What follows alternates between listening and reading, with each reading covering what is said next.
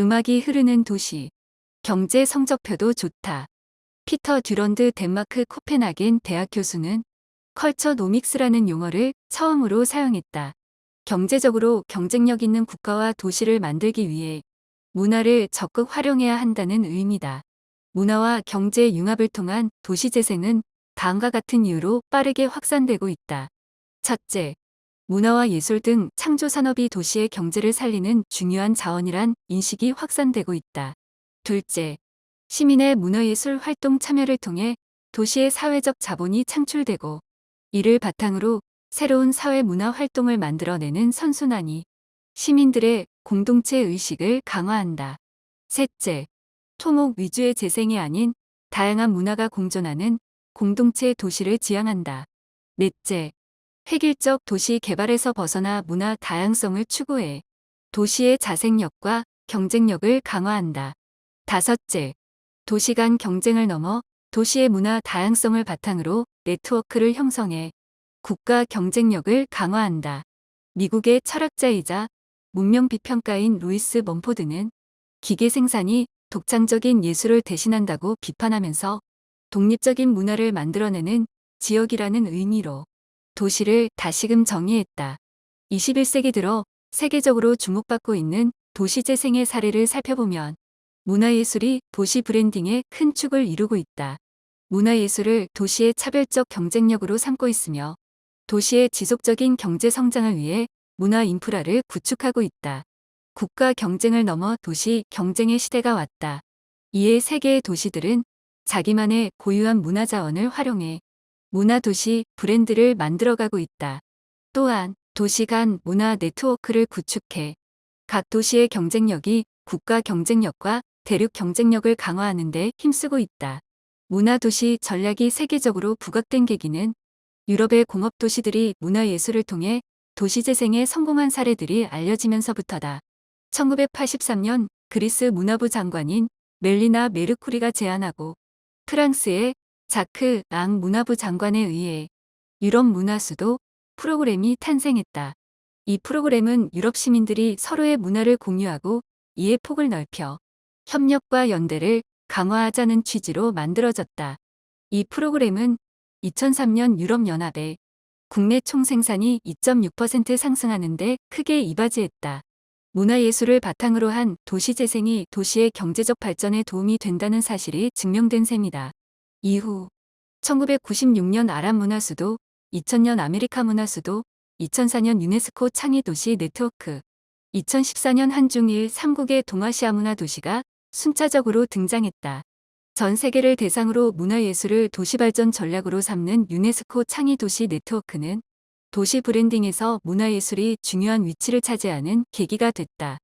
문화예술을 통한 도시재생, 음악을 통한 도시 브랜딩은 쇠락해가는 공간, 기억에서 잊혀진 공간, 더 이상 매력을 찾을 수 없는 공간에 새로운 가치를 부여해서 가고 싶고 머무르고 싶은 문화적 공간으로 만들어낸다. 전남 여수가 대표적인 해양 관광 휴양 도시로 지명도가 크게 올라간 건 여수 밤바다에 낭만이라는 스토리가 입혀졌기 때문이다. 버스커가 여수 밤바다 노래를 부르고 바다를 끼고 도는 해안선을 따라 여수 도심의 야경은 낭만과 황홀함을 더했다. 음악이 도시 브랜딩의 핵심적인 역할을 한 대표적인 사례다. 리버풀은 산업혁명 시기에 도시가 확장됨에 따라 영국의 주요 외항으로 성장했고 세계적인 항구 도시로 떠올랐다. 19세기 말까지 전 세계 물류의 40%가 통과하는 무역항이 되었다. 리버풀 맨체스터 운하가 완성되고 최초의 도시 간 철도인 리버풀 맨체스터 철도가 개통되면서 리버풀은 교통의 중심지로 번영했다. 그러나 19세기 말 이후 산업 구조가 급격하게 변화하고 제2차 세계대전 때 집중 포격을 당하면서 리버풀은 2000년대 초까지 쇠락한 항구 도시로 전락했다. 그 결과 영국의 산업도시 리버풀은 사람들이 하나둘 떠나버린 텅 빈 도시가 되어가고 있었다. 생명이 다한 것 같았던 리버풀에 다시금 숨을 불어넣어 준 것은 전설적인 록밴드 비틀즈였다. 비틀즈를 매개로 한 음악 산업을 새로운 성장 동력으로 삼은 리버풀은 머지 비트의 중심지로 자리 잡았다. 머지 비트는 1960년대 초반에 생겨난 로큰롤계의 사운드로 리버풀 밴드들의 음악 스타일을 말한다. 비틀즈와 연고가 있는 영국 공업지역 리버풀의 머지강에서 이름을 가져왔다. 비틀즈의 발자취가 남아있는 장소들을 복원하고 도시 곳곳에 비틀즈의 스토리를 담은 리버풀은 비틀즈 투어를 통해 전 세계 비틀즈 팬들의 순례지가 되었다. 이 관광 상품으로 연간 400만 명 이상이 방문한다. 리버풀은 비틀즈 말고도 매트 스트리트 페스티벌로도 유명하다. 1993년에 시작돼 매년 8월에 이틀 동안 열리는 음악 축제다. 90여 개의 밴드가 참여하고 30만 명이 넘는 관람객이 모여든다. 리버풀은 머지사이드 구조 계획을 통한 도시 재생으로 낡은 도시를 문화상업 공간으로 거듭나게 만들어 2008년에는 유럽 문화 수도로 선정됐다. 쇠락한 항구 도시에서 매년 1,500만 명이 찾는 문화 도시로 거듭난 리버풀은 관광 수입이 1조 5천억 원에 달한다. 세계의 많은 도시들이 문화예술 자원을 바탕으로 한 도시 재생과 도시 브랜딩을 펼치고 있다. 특히 1900년대 후반 도시의 경제 구조가 새롭게 재편되면서 급격하게 침체기에 접어든 해양 도시에서 그런 특징이 두드러졌다. 체코보다 유명한 프라하의 봄. 체코의 국가 브랜드 가치를 넘어선 프라하는 전 세계 관광객들을 끌어당긴다.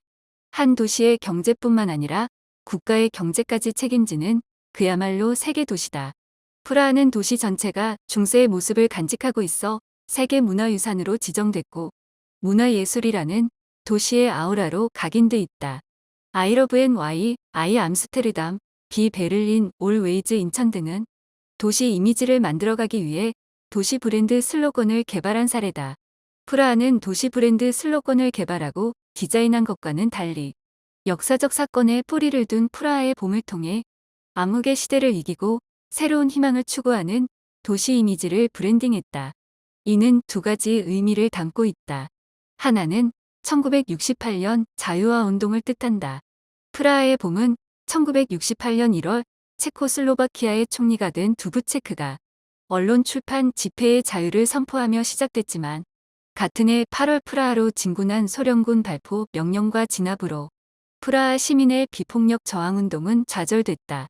1988년 옛 소련의 약화된 지배력, 다시 시작된 프라하의 민주화운동, 그리고 바칠라브 하벨이 대통령에 당선되면서 프라하는 1989년 진정한 봄을 맞았다. 다른 하나는 매년 5월, 6월 열리는 음악축제를 뜻한다. 1968년 체코의 자유주의 정권 시대를 이 축제에 빗대쓴 신문기사에 힘입어서다.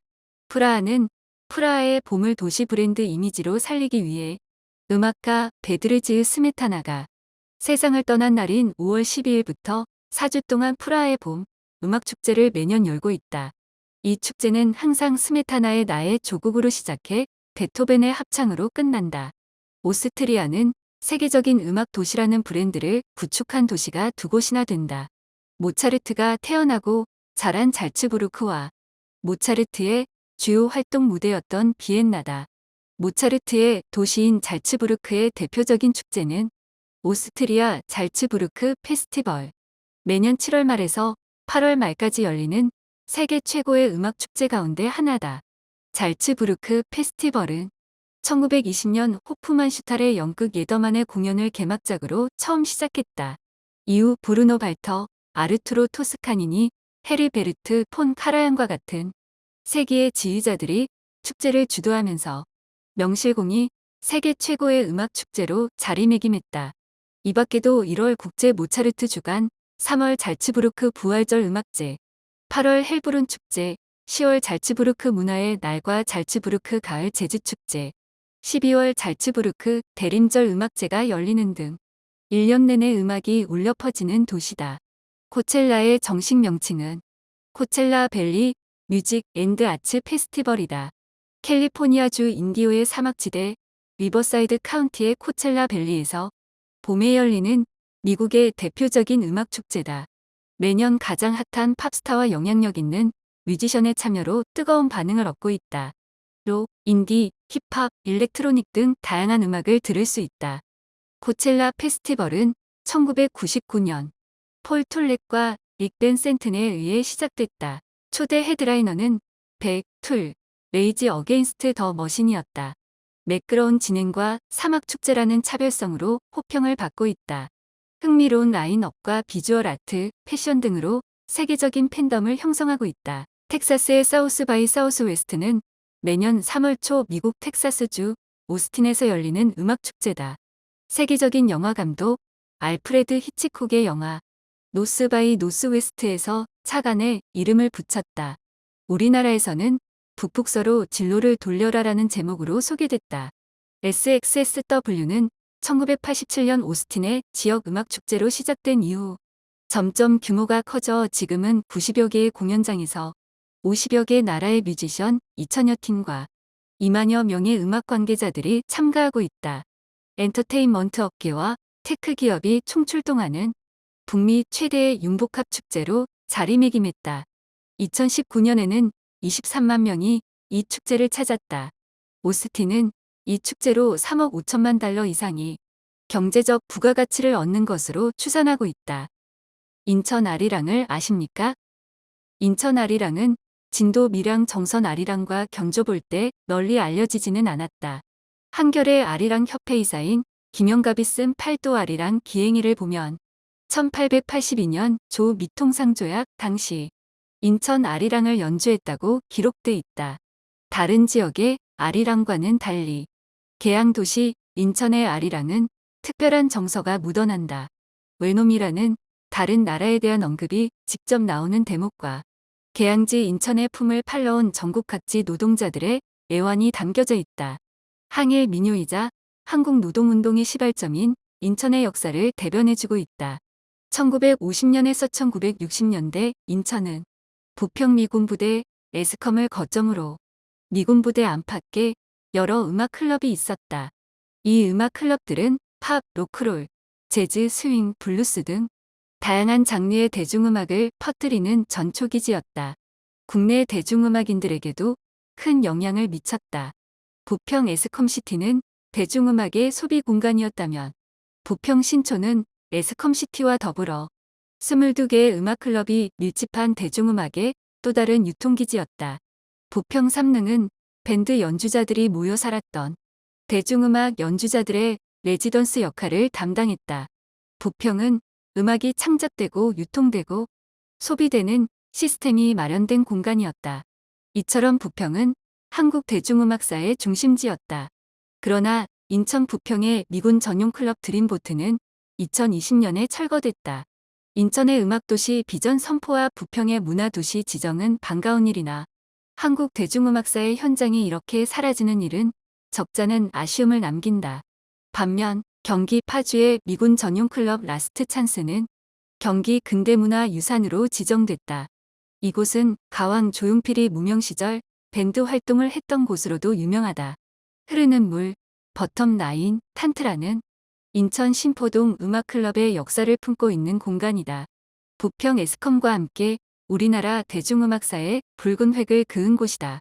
한국전쟁 이후 숭이동에 자리한 다국적군은 고국의 음악을 듣기 위해 신포동을 찾았고 이곳에서는 재즈, 블루스, 컨트리 음악이 끊이지 않았다. 신포동 음악클럽에서 가수의 꿈을 키운 송창식, 우리나라 1세대 밴드 김홍탁, 데블스 김명길 등 인천 출신 뮤지션들이 탄생했다. 음악도 인천이 우리나라의 관문. 펜타포트 락 페스티벌은 2006년에 시작된 인천시 주최의 음악축제다. 펜타포트는 다섯을 뜻하는 펜타와 포트의 합성어다. 펜타포트 락 페스티벌의 시발점은 1999년에 열린 트라이포트 락 페스티벌이다. 딥퍼플과 레이지 어게인스트 더 머신 등 세계적 밴드들이 참여했으나 폭우로 공연이 중단된 뒤 폐지됐다. 그 맥을 이어 2006년 7월 송도 시민공원에서 제1회 인천 펜타포트 락 페스티벌이 열렸다. 그 이후 인천시의 지원으로 국내는 물론 해외 유명 뮤지션들이 함께 참가하는 우리나라의 대표적인 락 페스티벌 가운데 하나로 자리 잡았다. 매년 7월, 8월 중에 사흘 동안 송도 달빛 축제공원에서 열린다. 2020년은 코로나19로 유튜브와 클럽 등 6개의 온라인 채널을 통해 공연 실황이 생중계됐다.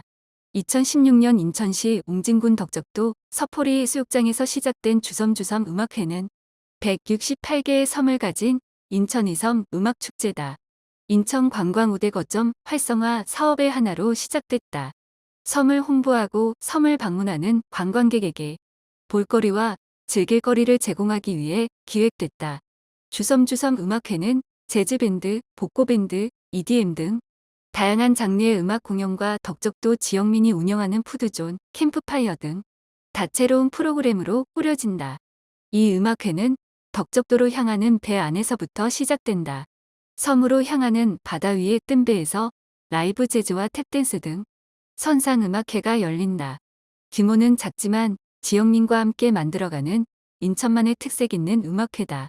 우리나라의 관문인 해양도시 인천은 개항의 정서가 담긴 인천 아리랑도 있고 외국의 다양한 대중음악이 유입돼 국내 대중음악인들에게 큰 영향을 미쳤던 음악 역사의 산증인이다. 지금도 대규모 음악축제와 지역 음악축제가 공존하고 있다. 송도의 펜타포트 락 페스티벌, 영종 파라다이스 시티의 EDM, INK 콘서트, 웅진의 주섬주섬 음악회 등이 매년 열린다. 인천시 옛 아트 플랫폼 시동 공연장과 부평 캠프 마켓에는 음악 창작소 공연장이 들어설 예정이다. 2018년 예술도시의 첫 걸음으로 송도 국제도시의 아트센터 인천 콘서트홀을 개관했고 2025년 아트센터 인천 2단계 사업인 오페라 하우스가 건립될 예정이다.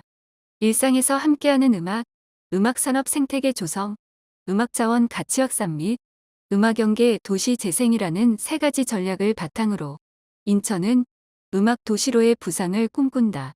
그러나 음악 도시로서 가져야 할 축제의 지향점은 아직까지는 불투명하다.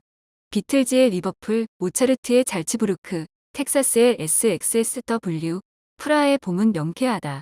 누구도 부인할 수 없는 압도적인 인적 자본과 사회적 자본으로 형성된 문화 자본이 경제 자본으로 이동하는 도시들이다. 상반된 매력, 공존의 도시 인천은 음악이라는 문화 자산을 어떻게 도시 브랜드의 핵심 축으로 세울 것인지 또 다른 숙제를 안고 있다.